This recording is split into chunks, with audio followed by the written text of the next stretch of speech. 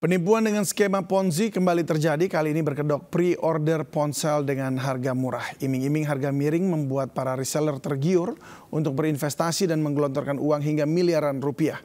Bagaimana cara si kembar menipu korbannya? Sudah bergabung bersama kami korban penipuan pre-order iPhone oleh si kembar, Vicky Fahreza. Selamat sore, Mas Vicky. Selamat sore, Mas David. Ya, Mas Vicky, apa yang membuat Anda tertarik berinvestasi?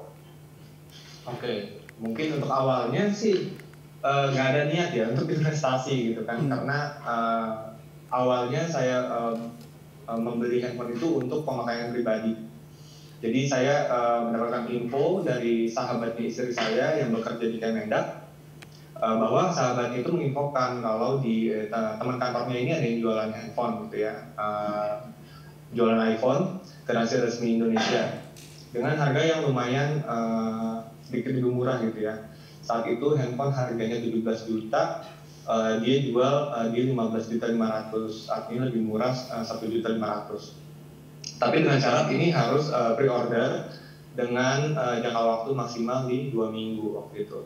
Ya udah, akhirnya saya tidak pikir panjang gitu, karena melihat profilingnya juga, oh ini yang jualan temannya orang Kemendak gitu kan. Jadi saya kayak langsung yakin aja, saya langsung pesan. Dan kita tunggu sesuai dengan estimasi yang dijanjikan. Dan ternyata memang tidak sampai 2 minggu handphone itu sudah bisa diambil.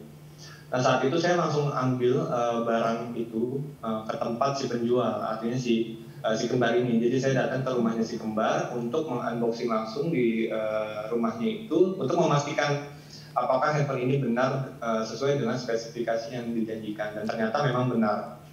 Oh, jadi itu diundang sama si kembar untuk datang ke rumahnya ya? Bukan diundang sih, jadi saya yang mau datang ke sana. Oh, dan mereka menerima.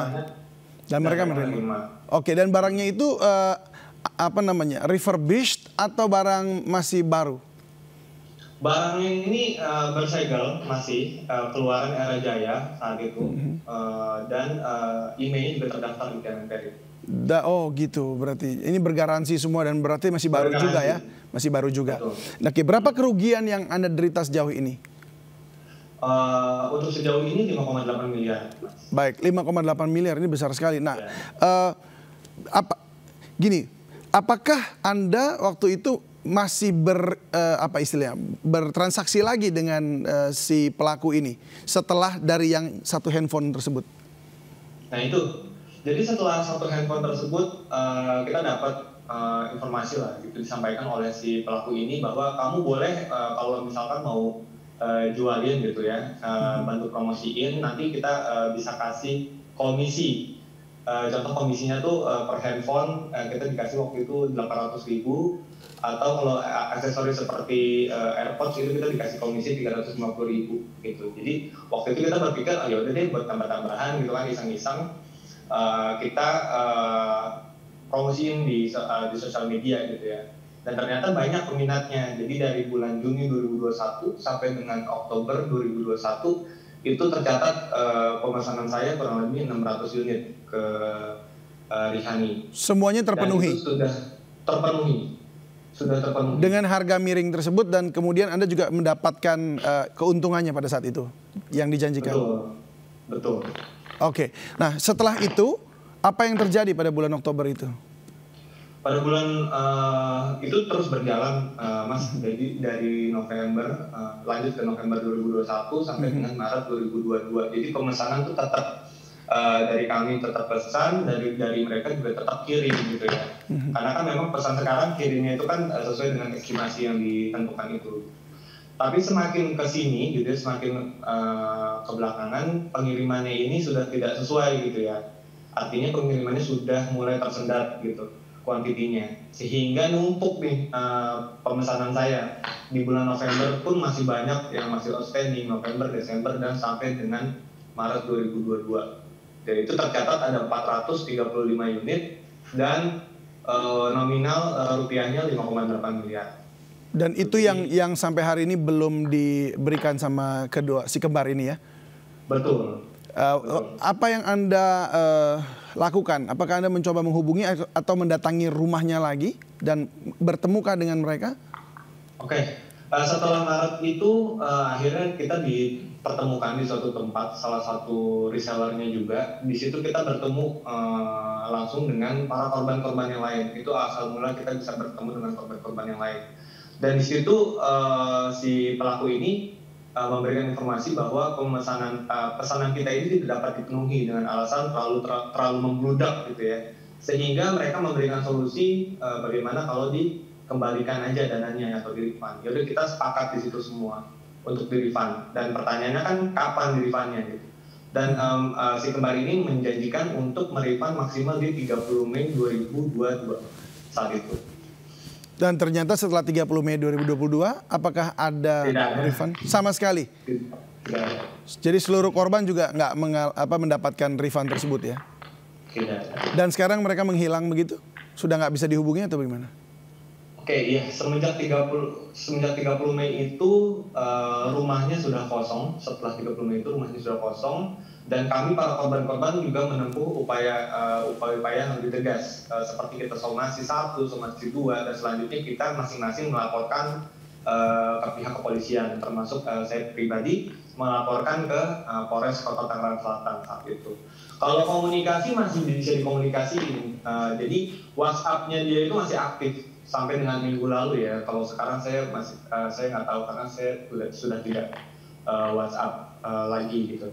Kalau komunikasi masih terus bisa dikomunikasikan dan bahkan mereka juga masih terus menjanjikan gitu ya Mas. Sampai dengan saat ini ya. Namun sampai saat ini tidak diketahui di mana mereka posisinya begitu ya? Masih belum diketahui. Baik. Dari awal ketika Anda melihat bahwa sudah mulai, maksudnya dari mulai bulan November ya, yang kemudian tidak bisa dipenuhi gitu, udah mulai ada kecurigaan atau tidak? Bahwa ini kita mulai curiganya itu di bulan Maret ya. Di bulan Maret pada saat pengiriman sudah tersendat dan juga sudah mulai banyak alasan-alasan lah gitu ya dari pelaku ini kenapa bisa tersendat, itu banyak banget alasannya. Itu sistemnya bagaimana? Anda bayar dulu gitu? Penuh atau bayar penuh? Bayar penuh di awal. Wow. Berani juga ya. Kenapa ada keberanian seperti itu? Mungkin karena sebelum-sebelumnya sudah terpenuhi 600 unit itu ya? Betul. Salah satunya itu. Dan juga saya juga nggak nyangka gitu ya. Kok bisa ternyata dia itu tinggal di rumahnya itu ternyata kontrak gitu kan. Dan ternyata dia kerja di Kementerian Perdagangan juga honorer gitu ya. Karena saya hanya melihat dari profilnya dia aja gitu ya saat itu. Dari segi pakaian tasnya dia itu semua meyakinkan gitu kan. Terus dari tempat tinggal dia saat itu di townhouse yang lumayan elit gitu ya. Dan juga ya profiling bahwa dia ini bekerja di Kementerian Perdagangan, jadi semakin menguatkan aja gitu kan bahwa oh ini memang benar kayaknya gitu. Oke. Ya, apa harapannya Mas yang terakhir ini mungkin yang ingin disampaikan, mungkin langkah-langkah berikutnya seperti apa? Oke, kalau harapan dari saya sih ini agar segera cepat terungkap gitu ya, dan pelaku ini kan masih belum bisa didapatkan oleh pihak kepolisian, agar cepat didapatkan dan terungkap ini uang kita ini kemana seperti itu. Dan harapan saya tentunya uang kita ini bisa dikembalikan kepada para korban-korban. Mengenai tindak pidananya yang mungkin sekarang juga kita belum tahu ya, polisi belum menetapkan bagaimana apakah tersangka untuk kasusnya seperti apa, tapi apakah Anda ingin terus melanjutkannya kepada pengadilan begitu atau yang penting dikembalikan saja sudah begitu? Kalau atas laporan kami, laporan saya dan istri, salah satu pelaku ini sudah ditetapkan tersangka dan DPO. Dan DPO. Jadi, baik. Baik, kalau begitu semoga ada jalan keluar dan uangnya bisa kembali juga. Namun bagaimanapun juga ini juga bisa jadi pelajaran bagi kita semua ya, untuk lebih berhati-hati lagi di kemudian hari. Baik, terima kasih Mas Vicky Fahreza yang sudah berbagi pengalaman bersama dengan kami para pemirsa di MNC News Now juga. Salam sehat selalu.